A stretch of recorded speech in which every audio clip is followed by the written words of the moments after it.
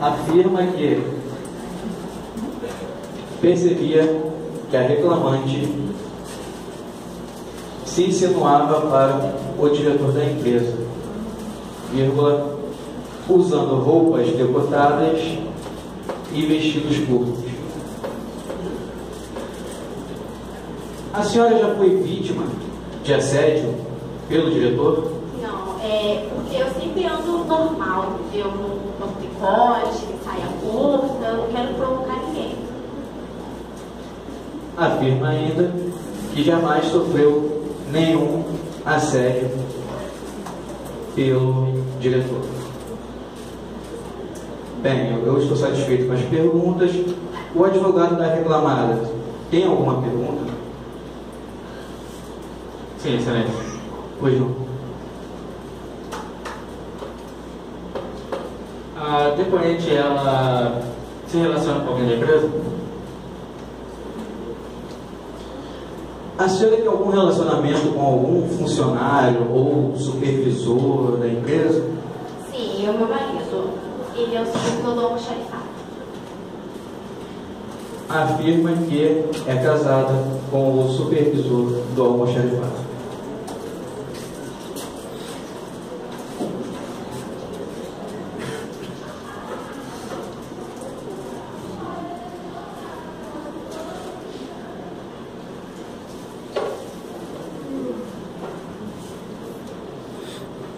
Alguma vez ela já foi solicitado a ela que fizesse hora extra na empresa? Já houve alguma solicitação para que a senhora fizesse horas extras? Não. A senhora não tinha o costume de fazer horas extras na empresa? Às vezes eu ficava até mais tarde, porque eu queria. Ok. Diz ainda que não fazia horas extras, vírgula, mas ficava até mais tarde por sua vontade. Ela recebia normalmente por essas horas extras?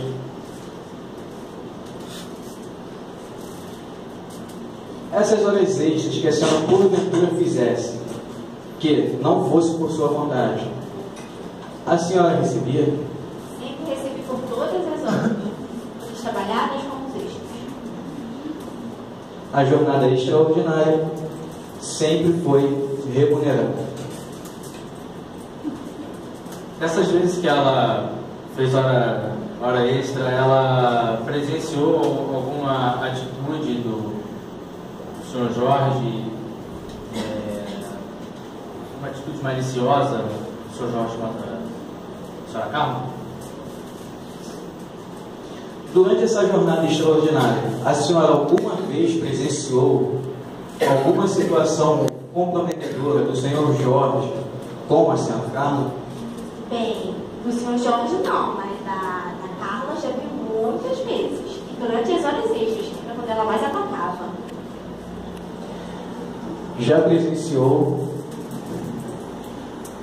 vírgula, durante a jornada extraordinária, insinuações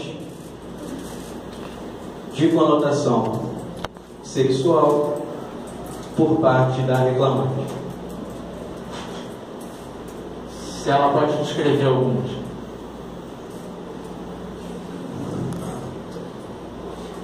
Acho que não há necessidade de descrever esse tipo de... Excelência, que me constasse nada, sim. Bem, devo informar a senhora que quem deve solicitar para que conste em ata é o advogado.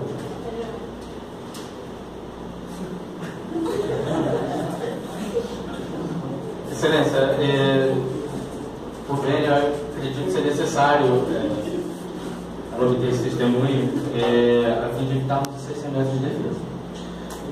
Ok, então vamos lá. Que tipos de situações que a senhora já presenciou? Pode descrevê-las? A senhora Carla, ela se ensinava, né, pro seu Jorge. Ela chegava lá na mesa dele, sentava, pedia disse que ia fazer massagem nas costas dele, ela passava, se oferecia, falava que estava muito tarde, que queria ir para casa, mas só que queria carona, que levasse ela em casa, esse tipo de coisa. Eu ouvia muitas vezes. E ela sempre fechava a porta, mas eu estava sempre ouvindo lá, entendeu? Estava ouvindo e ouvia tudo. Afirma a testemunha Sueli que já presenciou situações como 2 pontos. A reclamante sentava na mesa do senhor Jorge, solicitava carona e informava que já estava tarde e que gostaria de ir para casa. Sem mais perguntas, Excelência. Bem, dona Sueli, agradeço a presença da senhora. A senhora pode se retirar da sala de audiência. Muito obrigado.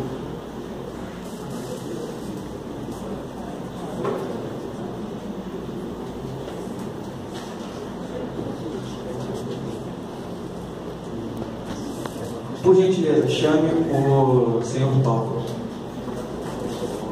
Testemunha Paulo, vou comparecer à sala de audiência.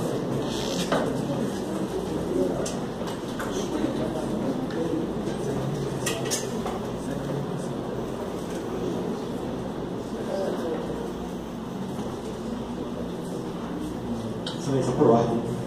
Sim. Após a qualificação da testemunha, eu gostaria de contraditar a mesma. Certo. O senhor Paulo, por gentileza, se qualifique para a secretária. Eu sou Paulo Duarte, Boa noite a todos. Meu nome é Paulo Duarte, eu sou o diretor do... Dá pra ficar em pé não. Tá é ruim, tava em pé, tava horrível. Só aguarde que... Já,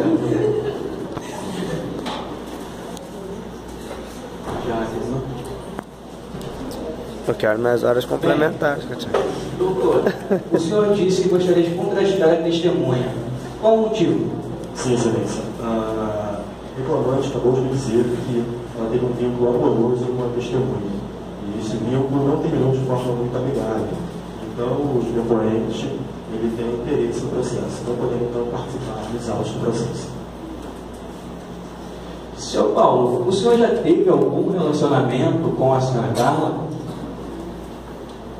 Sim, Excelência, eu tive um relacionamento que começou de uma forma inesperada em uma das festas da empresa e eu resolvi terminar esse relacionamento agora há pouco tempo, mas eu gostaria que ficasse bem claro para todos aqui nessa sala que eu não sou corno. Isso fica muito bem claro, anotado a todos aqui, que eu terminei esse relacionamento porque eu achei que as coisas não estavam dando certo mais entre nós, tá? Mas que existe um certo boato de funcionários da empresa.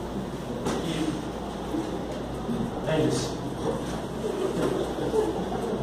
Bem, o advogado da reclamante contraditou a testemunha, vírgula, senhor Paulo, vírgula, em razão do mesmo já ter com a senhora Carla um relacionamento amoroso que terminou de maneira conflituosa.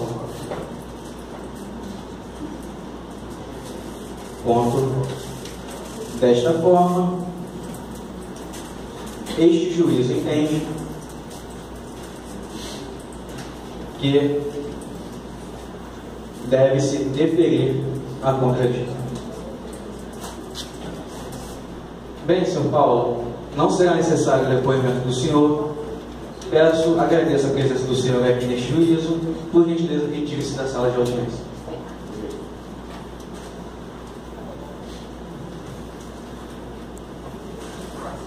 Bem, há mais alguma testemunha para ser chamada pelas partes? Não. Senhor, doutor, o senhor tem mais alguma prova a ser produzida? Não, excelência. O senhor doutor tem mais alguma prova a ser produzida? Não, excelência. Pronto. Bem, por gentileza, as partes declaram que não possuem mais nenhuma prova a produzir. Ponto. Bem, neste momento, será aberto o prazo para as razões finais da reclamante. Bem, excelência, os depoimentos das testemunhas da reclamante confirmaram a versão dos fatos por ela contados.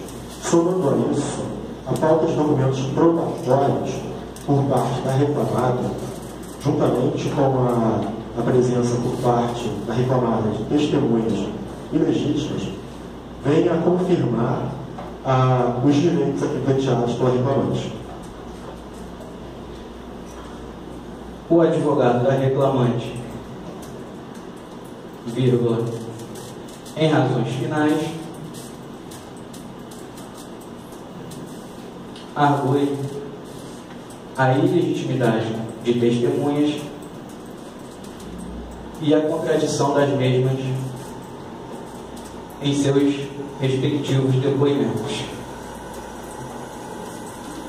Agora será aberto o prazo para as razões finais da reclamada.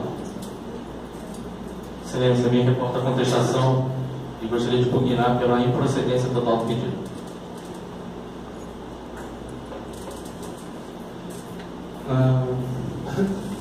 O advogado da reclamada reporta-se à contestação e solicita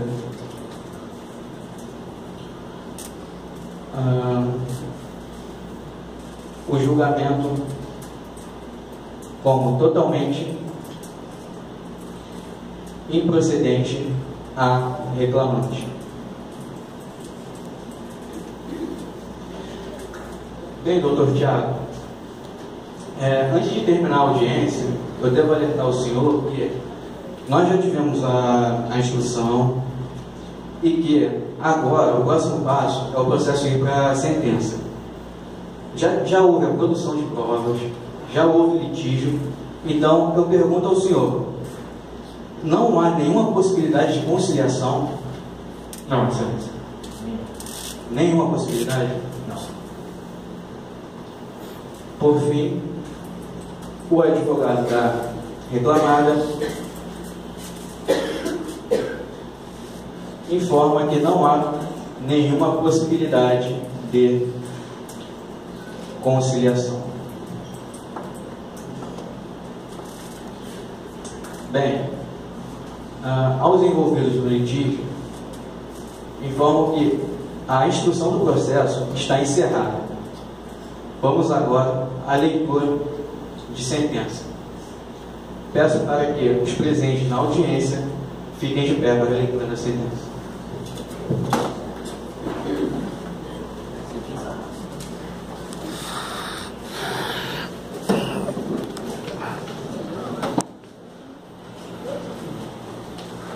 Bem, aos 19 dias do mês de junho de 2015, perante esta Vara do Trabalho do Rio de Janeiro, sob direção deste douto juízo, realizou-se a audiência relativa ao processo identificado em epígrafe. A audiência teve início às 19 horas, momento em que foram apregoadas as partes presentes, os que assinam esta ata. Vamos à sentença. Trata-se de reclamação trabalhista em que a senhora Carla, alegando prestação de serviço em jornada extraordinária, além da ocorrência de assédio sexual, pretende receber todas as verbas decorrentes de irregularidades antes noticiadas, nos exatos termos da petição inicial, que veio acompanhada dos documentos. À causa foi atribuído o valor de R$50 mil. Defendendo-se, o reclamado, senhor Jorge, sustenta que o contexto fático narrado na peça de ingresso não corresponde à realidade. Pugnou pela total improcedência dos pleitos obreiros. os documentos foram colacionados ao processo. Houve manifestação sobre a defesa, reafirmando o autor os termos da inicial. Após a produção da prova oral, depoimentos pessoais e testemunhais, e sem outros elementos, a instrução processual foi encerrada. Infrutíferas as tentativas conciliatórias. As razões finais foram orais, nos termos do artigo 850 da CLT. É o relatório. Dos fundamentos. Jornada extraordinária. A reclamante alega que foi admitida pela reclamada em janeiro de 2010 para exercer a função de secretária executiva, submetida ao cumprimento do horário comprometido entre 9 e 18 horas, de segunda a sexta-feira. O preposto da reclamada não conseguiu indicar o efetivo horário de trabalho da reclamante, nem soube dizer se as provocações da jornada eram ou não consignadas nos controles de ponto. Desconhecimento esse que equivale à recusa de depor, tudo a resultar típica confissão patronal. Em depoimento pessoal, a reclamante ratificou os horários constantes da peça de ingresso. Além deste cenário desfavorável à reclamada, considerando que não impugnou a jornada da inicial de modo específico, não trouxe aos autos a expressiva maioria dos cartões de ponto, nem soube o seu preposto dizer se as horas extras eram registradas nos controles de ponto. A prova testemunhal revelou que o reclamante prorrogava sua jornada de maneira frequente. Desse modo firme, a testemunha Maria declarou que a reclamante realizava a jornada extraordinária das 18 às 21 horas. A testemunha Maria confirma ainda a versão de que as horas extras eram regularmente realizadas. Com base nas omissões patronais e no teor da prova oral, reconheço que o reclamante trabalhava nos horários a seguir descritos: de 9 às 18 horas, de segunda a sexta-feira, fazendo 3 vezes por semana horas extras até às 21 horas. Detentor do poder diretivo e do comando, deve o empregador conceder, fiscalizar e fazer cumprir o horário de trabalho, sendo a jornada extraordinária uma forma excepcional de suprimento de demanda da empresa pelos seus empregados. Não se trata de uma ação facultativa que possa ser exercida ou não pelos trabalhadores. Desta forma, defiro os feitos de jornada extraordinária. Assédio moral, assédio sexual, indenização. Sobre o assédio sexual por parte do diretor, a reclamada refuta a afirmação obreira de forma veemente, dizendo que o senhor Jorge está abalado com as acusações, pois jamais aconteceu os episódios narrados. Para a configuração do direito à reparação civil, alguns requisitos se mostram imprescindíveis de demonstrar: o evento danoso, a ação ou omissão do autor do fato ou responsável, o nexo de causalidade entre os dois itens anteriores e, claro, o dano propriamente dito. Hoje, numa evolução de proteção à saúde do trabalhador, à honra, à intimidade, à dignidade e à imagem, não mais são toleradas práticas que possam levar o ser humano a situações vexatórias, seja qual for o âmbito da relação.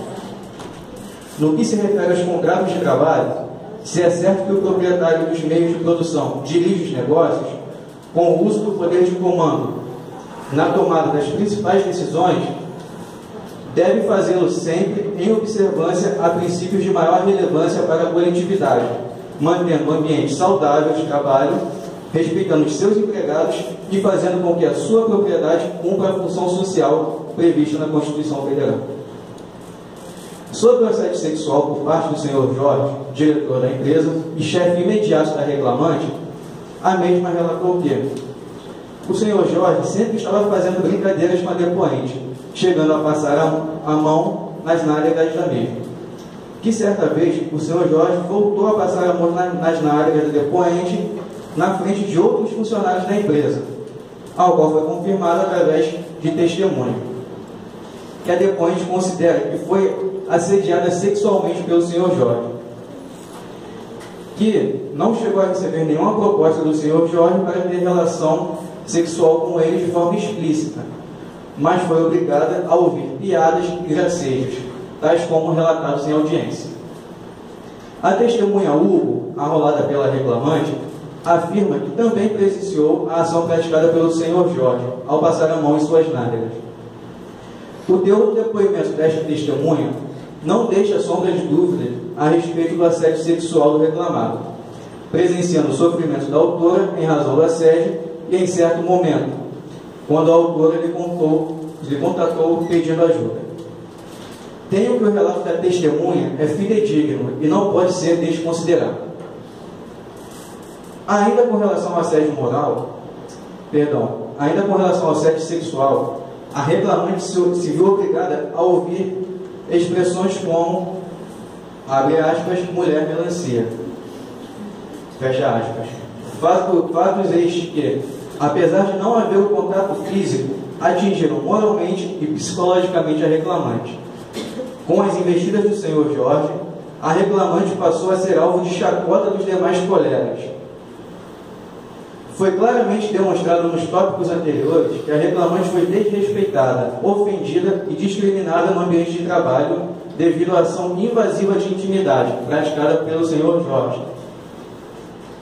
Diante desse contexto, não há como negar que, em situação afim, todo e qualquer cidadão mediano se sentiria constrangido, pressionado, diminuído em maior ou menor proporção, efetivamente achincalhado. Para Aurélio, dignidade é o que se confere ao indivíduo respeitabilidade, autoridade, honestidade, decência, decoro, amor próprio e honra, dentre outros atributos nobres inerentes a qualquer ser humano.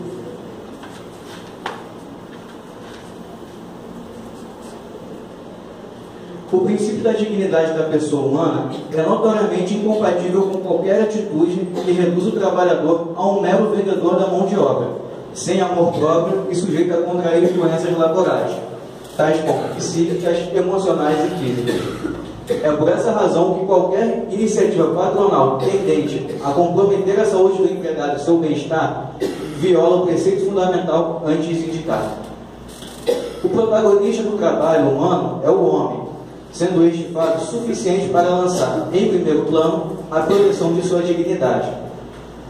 Assim procedeu o Constituinte de 1988, quando, ao lado da dignidade da pessoa humana, considerou como princípio fundamental o valor social do trabalho. No âmbito das relações puramente civis, cada vez mais agressões e desrespeitos têm sido objeto de condenação dos autores dos atos, a título de indenização por dano moral, por conduta abusiva ou ilícita, desde o atraso injustificado de voos por parte das companhias aéreas ao não cumprimento de contratos por pessoas jurídicas. No campo das relações de trabalho, por muito maior razão do que ocorre na contratação civil, em face da proteção assegurada ao empregado e ao princípio do valor social do trabalho, não é razoável tolerar condutas tendentes a ferir a dignidade das pessoas, como ocorreu no caso concreto dos autos. Quadro como esse, com todo respeito aos que pensam de modo contrário, configura dano contra a dignidade do trabalhador, a ser reparado mediante estabelecimento da correspondente indenização em caráter pecuniário. Quanto ao nexo de causalidade entre o evento danoso e o trabalho prestado pela reclamante, além do que já foi tratado nos tópicos anteriores, registro que o último requisito exigido para a presença da hipótese justificadora do direito à indenização encontra-se irrefutavelmente demonstrado. Não há dúvida de que tal fato causou o dano apontado pelo reclamante.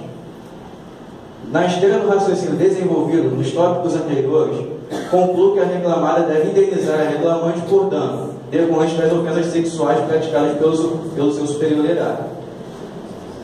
Esses fatos acima vão de encontro ao artigo 483, alíneas A, B, C e E da CLT. Por tais fundamentos, reconheço o assédio sexual praticado pelo reclamado e o condeno à indenização por danos morais equivalente ao dobro da soma dos salários percebidos ao longo de todo o contrato de trabalho. Com efeito, o valor da indenização respectiva, conforme se diz na doutrina e jurisprudência, possui caráter pedagógico, não devendo ser tão vultoso que importe reconhecimento que importe enriquecimento sem causa da parte reclamada, e tampouco tão ínfimo para que não se trate de um verdadeiro incentivo a quem se aventura nessa espécie de ato ilícito. Temos ainda que a indenização por dano moral deve ter presente o grau de lesão sofrida, a capacidade econômica do empregador e o tipo de procedimento que se visa proibir. Justiça gratuita. Afirmando não poder demandar sem prejuízo do sustento próprio de sua família, o reclamante pleiteou na inicial os benefícios da justiça gratuita. Embora a reclamada refute o pleito de justiça gratuita, a ausência de contraprova idônea quanto à declaração de miserabilidade jurídica, formulada nos termos legais, atrai a não satisfação do estágio probatório, na forma do artigo 818 da CLT, combinado com o artigo 333, inciso 2 do CPC. Com efeito, a gratuidade de justiça, em sua acepção mais ampla, está assegurada no artigo 5º da Constituição, aos que comprovem insuficiência de recursos, e tem suas raízes fincadas na garantia de acesso à justiça. Ainda que não fosse, o direito de trabalho teve origem na necessidade de proteção ao empregado hipossuficiente, sendo esse princípio o próprio esteio e razão de ser desta justiça especializada. Partindo dessa premissa, entendo que a presunção de hipossuficiência do empregado limita em seu favor, especialmente quando preenchidos os requisitos legais para a concessão da gratuidade de justiça, cabendo ao empregador destituir a aparente irregularidade. Não cabe ao empregado fazer prova da veracidade de sua declaração de hipossuficiência, ônus atribuído, exceto ao interessado em destituí-la da presunção natural nela expressa. Desta forma, defiro a gratuidade judiciária postulada pelo autor. Por fim, a parte dispositiva. Ante o exposto, nos termos da fundamentação, julgo procedente a ação movida pela senhora Carla contra a empresa Costa Campos Exportadora de Tecidos Limitada, e condena a reclamada a pagar a reclamante, com juros e correção monetária, as seguintes parcelas: indenização por danos morais equivalente ao dobro da soma dos salários percebidos ao longo de todo o contrato de trabalho e pagamento das horas extras ainda não quitadas. Os valores serão apurados em liquidação de sentença, por cálculo, observados os critérios da fundamentação.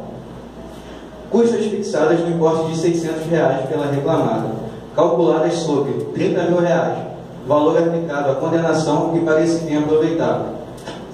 Não autorizo descontos previdenciários e fiscais, em face da natureza indenizatória da parcela reconhecida. Publique-se, intimem-se as partes, cumpra-se após o trânsito em julgado. Nada mais. Assina Márcio Fernandes, juiz do trabalho.